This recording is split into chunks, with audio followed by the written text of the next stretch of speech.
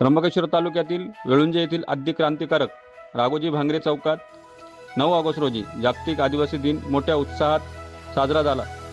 यावेळी आदिवासी कला पथक व बँडच्या सहभागाने भव्य मिरवणूक व शोभायात्रा काढण्यात आली।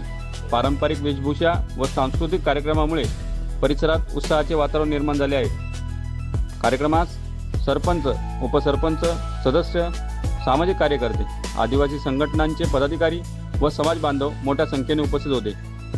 या कार्यक्रमाचे आयोजन बुधा ढोरे, आनंदा उगडे, उत्तम लिलके, बाळू उगडे, कृष्णा उगडे, महादू उगडे, जयवंत अंगोटे, कैलास उगडे, नंदू उगडे, गोपाळ उगडे तसेच आदिवासी दिन समिती वेळुंजे यांनी कार्यक्रमाचे आयोजन केले।